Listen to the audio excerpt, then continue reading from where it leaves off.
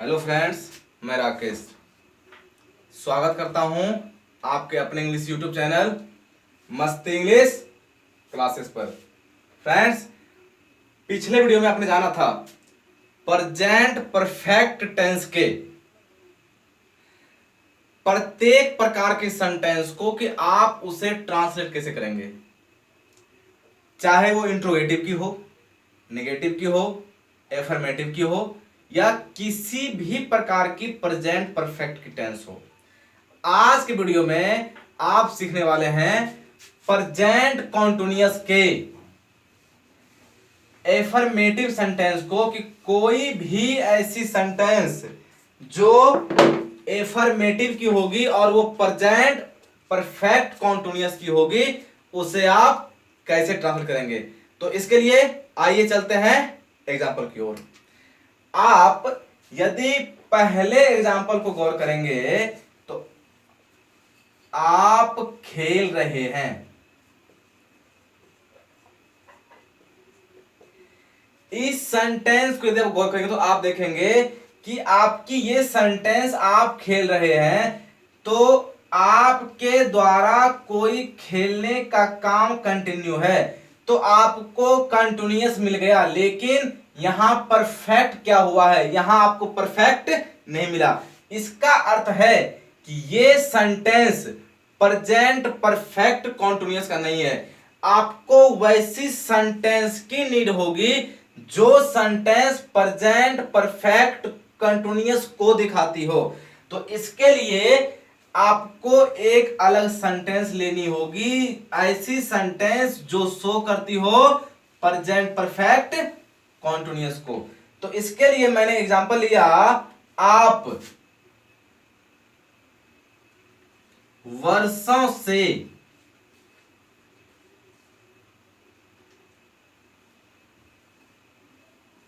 Cricket खेल रहे हैं।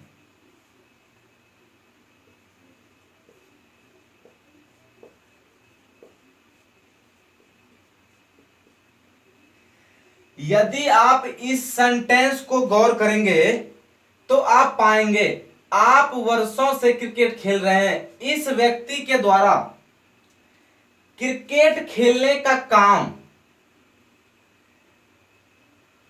बहुत हो गया होगा, अर्थात इस आप के द्वारा इस आपने बहुत बार क्रिकेट खेल लिया होगा और उनका काम क्रिकेट खेलने का अभी भी जारी है।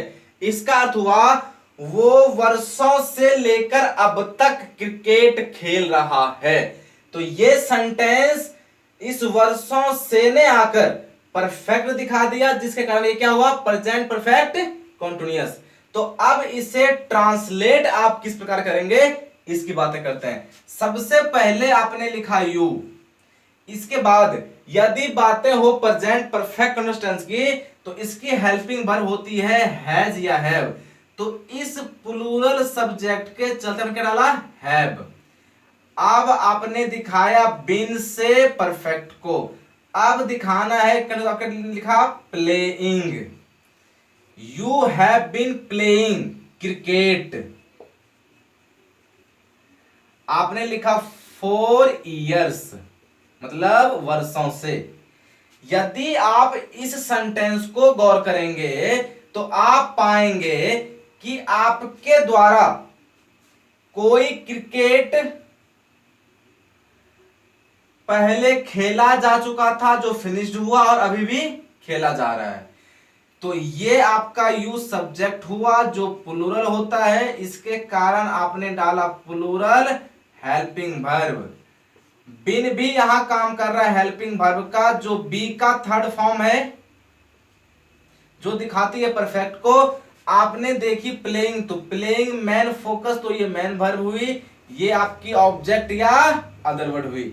आप बातें करेंगे इस 4 की तो ये होती है प्रीपोजिशन और इसे अपनी ऑब्जेक्ट चाहिए होती है, तो ये यस इसका क्या बना, ऑब्जेक्ट बना। इस सेंटेंस में आपने देखा कि यदि बातें हो प्रेजेंट परफेक्ट की तो आप लिखते हैं सब्जेक्ट, इसके बाद सब्जेक्ट आपने देखा यू, तो इसके अकॉर्डिंग आपने डाला हेल्पिंग वर्ब प्लूरल। परफेक्ट में हैव या हैज होती तो हैव डाला आपने। आपने परफेक्ट दिखाने के लिए डाला बिन, जो दिखाती है भीतरी फिनिश एक्शन को। आपने दिखाया continue playing fourth form of verb से क्रिकेट फॉर इयर्स। इस प्रकार आपने प्रेजेंट परफेक्ट कॉन्टिन्यूअस के ट्रांसलेशन को ट्रांसलेट किया। तो अब बातें होती है कि यदि बातें हो फोर और सिंस की, तो सबसे पहले आप जाने फोर और सिंस क्या होता है। बातें करो यदि फोर की, तो फोर होती है प्रीपोजिशन, और ये फोर ऐसी प्रीपोजिशन है जो दिखाती है ड्यूरेशन ऑफ टाइम को, जिसे आप पीरियड ऑफ टाइम भी कह सकते हैं। ये क्या हुआ, ड्यूरेशन ऑफ टाइम, इसका अर्थ हुआ समय की अवधि, जो क्या हो, फिक्स नहीं हो, ड्यूरेशन हो, अवधि। जैसे क्या बोलते हैं आप, वर्षों से, 4 years, for 2 days, 2 दिनों से, for 5 months, for 2 years। ऐसी कोई बातें जो आपकी ड्यूरेशन को शो करती हो, वो क्या होती है, ड्यूरेशन ऑफ टाइम। जहां क्या लगाते हैं हम लोग, फोर लगाते हैं। यदि आप सिंस की बातें करेंगे तो आप देखेंगे सिंस एक ऐसी प्रीपोजिशन है जो शो करती है पॉइंट ऑफ टाइम को, पॉइंट ऑफ टाइम। इसका अर्थ हुआ ऐसी टाइमिंग जो पिन पॉइंट होती हो, मतलब पॉइंट ऑफ टाइम। जैसे आपने बोला सिंस मंडे, मंडे क्या है, फिक्स है। Since January, since 2007, 2007। इस प्रकार जो क्या करती हो, जो आपकी पॉइंटिंग को दिखाती हो, पिन पॉइंट करती हो किसी भी टाइमिंग को, वो होती है सिंस। तो आपने देखा कि फोर की बातें हो तो ड्यूरेशन ऑफ टाइम, सिंस की बातें हो तो पॉइंट ऑफ टाइम। इस प्रकार सिंस और फोर का प्रयोग आप प्रेजेंट परफेक्ट कॉन्टिन्यूअस टेंस में करते हैं। फिर से एक बार बोलूं कि फोर की बातें हो ड्यूरेशन ऑफ टाइम, सिंस की बातें हो पॉइंट ऑफ टाइम। तो आइए एक एग्जांपल मैं अब सिंस का लेता हूं, जो क्या दिखाएगी, पॉइंट ऑफ टाइम को दिखाएगी।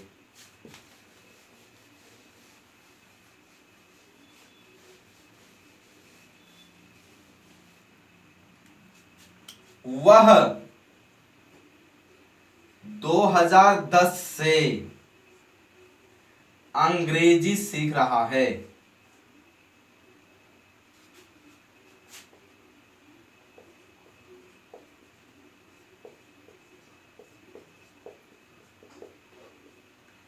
इसका अर्थ हुआ कि इस वह के द्वारा अंग्रेजी सीखने का काम अभी चल रहा है, और 2010 से वो जो सीख रहा है तो उसने बहुत अंग्रेजी सीख भी लिया होगा, तो ये परफेक्ट हुई।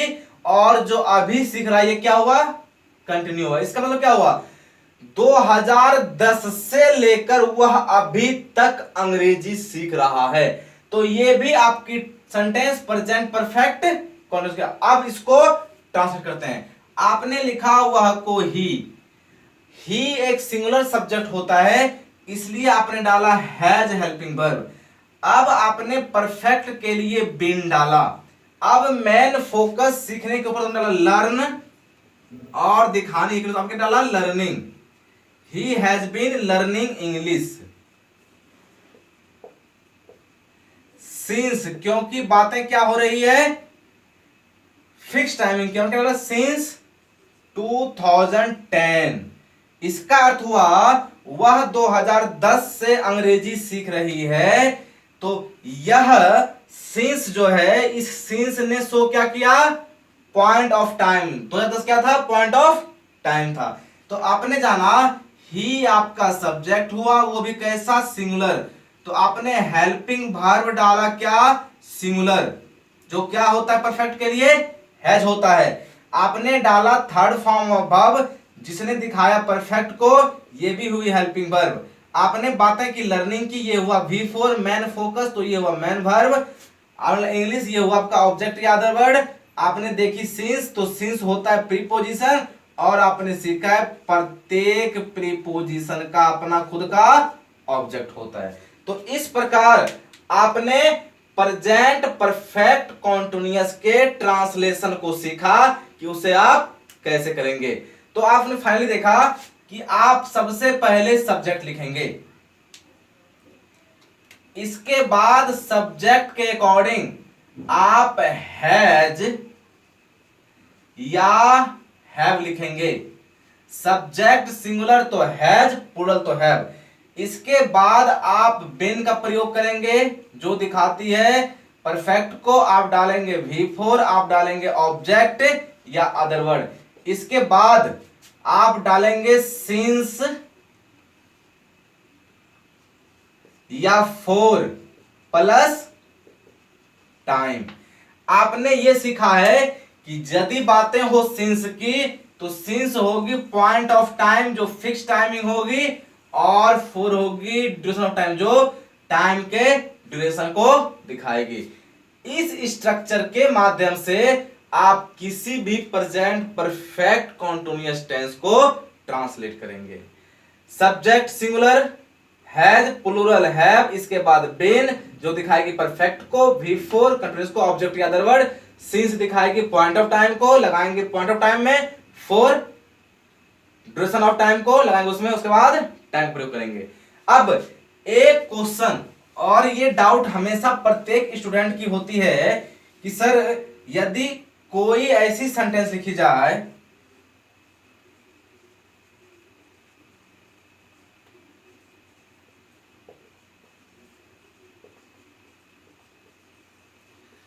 और इसमें टाइम का प्रयोग ना किया जाए, तो ये सेंटेंस राइट होगी या रॉन्ग होगी, इसकी बातें करते हैं।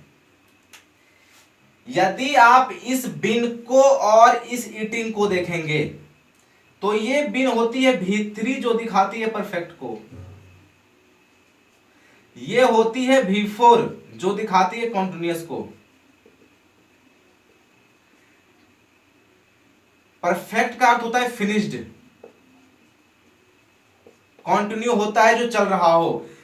तो आप सेंटेंस आपने देखा you have been eating a mango, इसका अर्थ हुआ कि इस बिन के चलते ये फिनिश्ड हुआ। तो फिनिश्ड आपको दिखाने की नीड होती है कि फिनिश्ड क्या हुआ। तो फिनिश्ड खाने का काम हुआ, तो कितना खाया गया, कितने साल खाया गया, कितने दिन खाया गया। यदि आपने कुछ नहीं दिखाया इस भीतरी से कि फिनिश आपने कितना किया, तो यहां आपने दिखाया V4, तो हाँ V4 चल रहा है कि हाँ कंटिन्यू हो रहा है, लेकिन ये फिनिश क्या हुआ आपको ये तो दिखानी होगी कि हाँ फिनिश कितना क्या हुआ।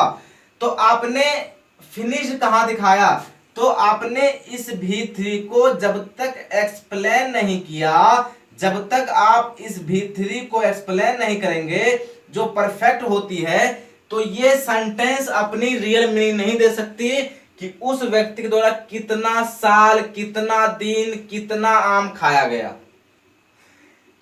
जो ये भीतरी कहती है कि जब तक एक्सप्लेन ये नहीं हो जाए तब तक आपकी ये परफेक्ट नहीं बन सकती। इसलिए इस भीतरी को जब तक आप एक्सप्लेन नहीं कर देंगे तब तक ये सेंटेंस सही नहीं होगी, क्योंकि जब एक्सप्लेन ये नहीं होगी तो ये अपनी सेंटेंस रियल मीनिंग और रियल सेंस दे ही नहीं सकती। और सेंटेंस शुद्ध वही होती है, करेक्ट वही होती है जो अपनी रियल मीनिंग और रियल स्टेटमेंट दे। तो इस प्रकार आपने देखा कि इस परफेक्ट को यदि आपने एक्सप्लेन नहीं किया तो सेंटेंस रॉन्ग होती है, लेकिन यदि आपने इसी परफेक्ट को किसी टाइम से एक्सप्लेन कर दिया, जैसे you have been eating a mango for years since Monday for 2 years, तो जैसे टाइम हुआ तो इसने एक्सप्लेन कर दिया इस भीतरी को कि हाँ इतने सालों से यह वर्क हुआ, इतना खत्म हुआ, इतना अभी भी चल रहा है वो वर्क। इस प्रकार यदि कोई सेंटेंस लिखें आप जो प्रेजेंट परफेक्ट कंटीन्यूअस की हो, तो आपको नीड होगी कि आप उसे सब्जेक्ट हैव या has plus been plus V4 object other word डालने के बाद उसे टाइम से एक्सप्लेन करें। यदि आप टाइम से एक्सप्लेन नहीं करेंगे तो वो प्रेजेंट परफेक्ट कंटीन्यूअस की टेंस आपकी रॉन्ग होगी, सेंटेंस रॉन्ग होगी। क्यों? क्योंकि वो रियल स्टेटमेंट सेंस और मीनिंग नहीं देगी। तो आई थिंक यहां तक आपको आपकी क्लास समझ आई होगी। आपने इसे इजीली वे से प्रेजेंट परफेक्ट कंटीन्यूअस टेंस के एफर्मेटिव सेंटेंस को कैसे ट्रांसलेट करेंगे इसे सीखा होगा। सिंपली वे आप हमेशा कोई ऐसी सेंटेंस जो प्रेजेंट परफेक्ट की हो और एफर्मेटिव की हो तो आप सब्जेक्ट के अकॉर्डिंग हैज या हैव लें, बीन लें, V4 लें, ऑब्जेक्ट अदर वर्ड लें, टाइम के अनुसार सिंस और फॉर लें, इसको टाइम को एक्सप्लेन करें। इस स्ट्रक्चर के माध्यम से आप किसी भी सेंटेंस को कर पाएंगे। यदि यहां तक आपको आपकी क्लास पसंद आती हो तो आप अपने चैनल मस्ती क्लासेस को सब्सक्राइब करना ना भूलें और इसे दूर दूर तक फैलाना भी नहीं भूलें। मैं हमेशा कोशिश करूंगा कि आपको इजी से इजी कंटेंट प्रोवाइड करूं, जिस कंटेंट के माध्यम से आप इंग्लिश को इजीली वे में सीख पाएं।